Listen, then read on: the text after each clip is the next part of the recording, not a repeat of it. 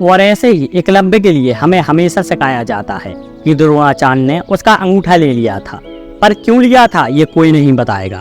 इसको ऐसे समझो कि आज जो काम एक मैकेनिक का लड़का कर सकता है, उसको करने के लिए आपको इंजीनियरिंग करनी पड़ेगी। सीखने के लिए बहुत संघर्ष करना पड़ेगा।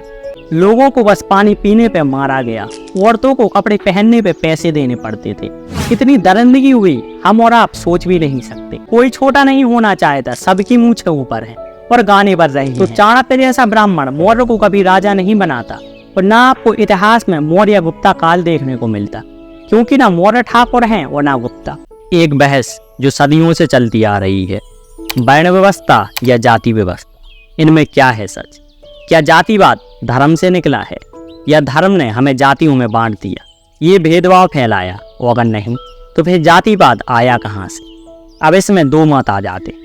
एक जो कहता है कि जातिवाद धर्म ने फैलाया, जाति के नाम पे शोषण किया, और ये सब महाभारत काल से चलता आ रहा है और उसमें कर्ण और एकलव्य का उदाहरण मिलता है। और दूसरे मत का कहना है कि धर्म में जाति नहीं वर्ण व्यवस्था थी, जातिवाद तो अंग्रेजों ने फैलाया।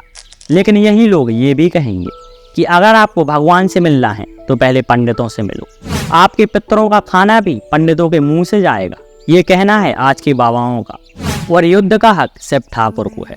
मतलब एक तरफ तो यही लोग वर्ण व्यवस्था की बात करते हैं, लेकिन अपनी जातियां नहीं छोड़ना चाहते, और फिर कहते हैं कि अंग्रेजों ने जातिवाद फैलाया।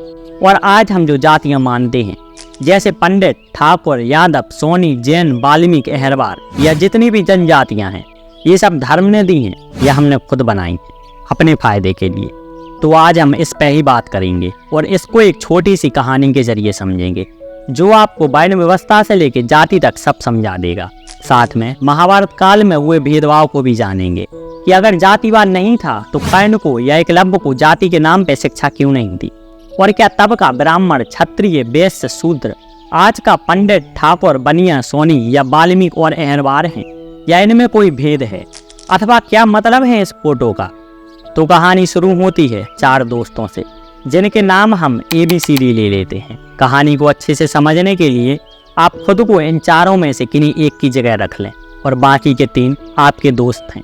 आपको एक कार्य दिया जाता है कि आपको एक प्रोडक्ट बनाना है, जैसे एक मशीन, कोई भी मशीन, छोटी या बड़ी, और आपको खुद ही उसकी नॉलेज लेनी, खुद ही उसके पार्ट्स बना के मशीन बनानी है और खुद ही उसकी रक्षा करनी है, और 4 लोगों के ग्रुप से। और फिर बाद में आपको उस मशीन को बेचना है, और यही काम आपको लाइफ टाइम करना है, पीढ़ी दर पीढ़ी। आप वीडियो को पॉज कर लें और फिर सोचें कि आप क्या करेंगे। फिर मैं आपको बताता हूँ कि अगर यह कार्य मुझे और मेरे दोस्तों को मिलता तो हम क्या करते। अब मैं आपको अपना बताता हूँ कि हम क्या करेंगे। तो हम लेते हैं मेरे दोस्त ए को, जो बहुत शक्तिशाली है, एक पहलवान जो हम सबकी सुरक्षा करेगा। बी, जिसको सेलिंग का काम बहुत अच्छे से आता है, वो कोई भी चीज़ बेच सकता है। सी, जो मशीन के पार्ट्स बनाता है, उसको जैसा कहो वो वैसी मशीन बना देगा। और डी, जो मैं हूँ, मुझे नॉलेज है कि मशीन कैसे बनती है। हम चारों ने अपनी अपनी काबिलियत और क्षमता के हिसाब से काम बांट लिए हैं। अब डी, जो मैं हूँ, वो मशीन का नॉलेज लेके आएगा। सी, उस मशीन के पार्ट्स बनाएगा, और जैसे जैसे मैं बताऊंगा वैसे वैसे वो मशीन बनाता जाएगा। बी, उसको सेल करेगा, उस मशीन का व्यापार करेगा। और ए, हम सबकी और मशीन की अथवा मशीन के बाद आए पैसों की रक्षा करेगा। समय के साथ हम पीढ़ी दर पीढ़ी यह ज्ञान लोगों को देते जाएंगे।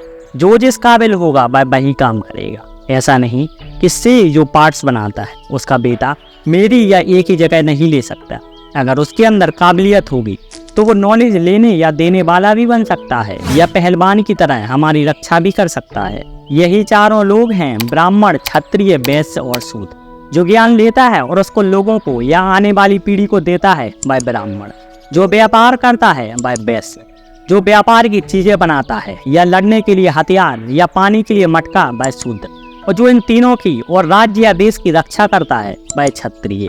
ये चारों दोस्त या चारों वर्ण समान हैं। इनमें किसी भी एक को हटा दो तो पूरा राज्य या देश खत्म हो जाएगा। इन चारों में ना ही कोई बड़ा है और ना ही कोई छोटा, क्योंकि इन चारों को एक दूसरे की जरूरत है। अगर आज से समझें तो ब्राह्मण हमारे शिक्षक, हमारे वैज्ञानिक या डॉक्टर हैं। क्षत्रिय हमारी सेना जो हमारी रक्षा करते हैं। वैश्य हमारे व्यापारी जो बिजनेस करते हैं। और शूद्र हमारे कर्मचारी, फिर चाहे वो कलेक्टर हो या चपरासी, सभी शूद्र हैं। अब हमें ये भी जान लेते हैं कि इन चारों वर्णों की शुरुआत कैसे हुई। तो बात शुरू होती है जब हम जंगलों में रहते थे। विकास के बाद हम कई कबीलों और जनजातियों में बट गए। सालों तक हम ऐसे ही रहे। जैसे आज भी कई जनजातियां रहती हैं जिनमें तब से लेकर अभी तक कोई परिवर्तन नहीं आया, और ना हम में आता अगर ये चारों वर्ण न आते। ये किसी बहुत ही ज्ञानी और बुद्धिमान की खोज है कि लोगों को काम और क्षमता के तौर पे 4 हिस्सों में बांट दिया जाए, और ये सिर्फ भारत में नहीं, आपको सभी देशों में मिल जाएगा। बस हमने उनको नाम दे दिए हैं, ब्राह्मण, क्षत्रिय, वैश्य और शूद्र। अगर आप ध्यान से समझो तो इन चारों के अलावा आप किसी पांचवें को न जोड़ सकते हो और न घटा सकते हो। और यही मतलब है इस फोटो का, जहाँ ब्राह्मण ब्रह्मा जी का दिमाग बताए गए हैं। अगर दिमाग खराब हुआ तो पूरा शरीर किसी काम का नहीं। क्षत्रिय, उनकी बाजू उनकी शक्ति जो रक्षा करती हैं इस शरीर की। वैश्य, उनकी जांघें जो उनको खड़ा करने में सहायता करती हैं। जैसे किसी राज्य को समृद्ध करने में वैश्य का बहुत बड़ा योगदान होता है। अगर व्यापारी नहीं तो राज्य खड़ा नहीं हो सकता और दरिद्री में नष्ट हो जाएगा। अथवा शूद्र, उनके पैर जो पूरे शरीर को साधे हुए हैं, उनको चलाते हैं। उन्हीं की वजह से ऊपर के तीनों का अस्तित्व है। अगर पैर नहीं तो आप सिर्फ एक जगह बैठे रहोगे। ये राज्य की बोनीव है जिस पे संपूर्ण राज्य खड़ा हुआ है। इसलिए जैसे हमें अपने शरीर के चारों हिस्सों की जरूरत है, दिमाग, बाजू, जांघ और पैर, वैसे ही हमें अपने चारों वर्णों की जरूरत है, ब्राह्मण, क्षत्रिय, वैश्य और शूद्र। अब इससे ये तो समझ आ गया कि सनातन धर्म में वर्ण व्यवस्था थी। काबिलियत और क्षमता के हिसाब से काम करना पड़ता था। तो फिर महाभारत काल में कर्ण और एकलव्य के साथ भेदभाव क्यों हुआ? तो इसको समझने के लिए हम कर्ण और एकलव्य की छोटी सी कहानी जान लेते हैं कि द्रोणाचार्य ने इनको शिक्षा क्यों नहीं दी। तो हम हमेशा सुनते आए हैं कि द्रोणाचार्य ने कर्ण को जाति की वजह से शिक्षा नहीं दी थी, लेकिन ये बिल्कुल झूठ है। कर्ण ने द्रोणाचार्य से ही शिक्षा ली थी। अगर आप वेद व्यास जी लिखित महाभारत को पढ़ें तो उसमें आपको मिलेगा कि द्रोणाचार्य ने कर्ण को शिक्षा दी थी। बस ब्रह्मास्त्र के लालच में और दिव्यास्त्रों के लिए वो झूठ बोल के परशुराम के पास गए थे। और ऐसे ही एकलव्य के लिए हमें हमेशा सिखाया जाता है कि द्रोणाचार्य ने उसका अंगूठा ले लिया था, पर क्यों लिया था ये कोई नहीं बताएगा। तो एकलव्य मगध नरेश जरासंध के सेनापति का बेटा था, जो आगे चल के जरासंध का साथ देता। और जरासंध को आप अधर्म में कंस और रावण के समान ही समझो। बाकी इन दोनों की कहानियों के ऊपर हम अलग से वीडियो लाएंगे, जिससे हम कर्ण और एकलव्य को अच्छे से समझ पाएं। अभी आप बस इतना समझो कि सनातन को बांटने के लिए क्या क्या कहानी फैलाई जाती है, जिससे हम हमेशा जातियों में बटे रहें। अब हम ये भी जान लेते हैं कि जातिवाद की शुरुआत कैसे हुई। क्या इसको अंग्रेजों ने शुरू किया, या कई सालों पहले हम खुद अपने अहंकार और लालच की वजह से जातियों में बट गए? तो इसकी शुरुआत किसी अंग्रेज ने नहीं की थी, हमने खुद की थी। जब से हमने वर्ण व्यवस्था त्याग के जाति की वजह से राजा, ब्राह्मण या व्यापारी बनने लगे। हालांकि इसमें कुछ गलत नहीं था, क्योंकि शुरुआत तो अच्छे के लिए हुई थी। इसको ऐसे समझो कि आज जो काम एक मैकेनिक का लड़का कर सकता है, उसको करने के लिए आपको इंजीनियरिंग करनी पड़ेगी। सीखने के लिए बहुत संघर्ष करना पड़ेगा, क्योंकि हम जिस माहौल में रहते हैं वो काबिलियत माता या पिता के जरिए हमें खुद ही आ जाती है। इसको और आसान तरीके से समझें तो जैसे कोई राजा या राजनेता, जो नेतागिरी एक राजा या नेता के बेटे को आती होगी, शायद आपको उसको सीखने के लिए बहुत संघर्ष करना पड़े। पर ऐसा नहीं है कि आप कर नहीं सकते। अगर आपके भीतर काबिलियत होगी तो आप कुछ भी बन सकते हैं। आज के उदाहरण में आप हमारे पीएम नरेंद्र मोदी को ले लो, जिन्होंने अपनी काबिलियत से नेतागिरी के पूरे परिवार को ध्वस्त कर दिया। पर हमें कह सकते हैं कि जातिवाद का पहला कदम या शुरुआत तब से हुई जब से लोगों को अपने काम या काबिलियत का अहंकार और लालच आ गया कि मैं राजा हूँ या राजा का बेटा हूँ, अथवा ब्राह्मण पूजनीय है क्योंकि वह भगवान को पूजता है। हालांकि ये अहंकार और लालच सभी राजाओं या ब्राह्मणों में नहीं आया था, और न ये जातिवाद को फैला रहा था, क्योंकि ये घमंड अपने ओहदे का था।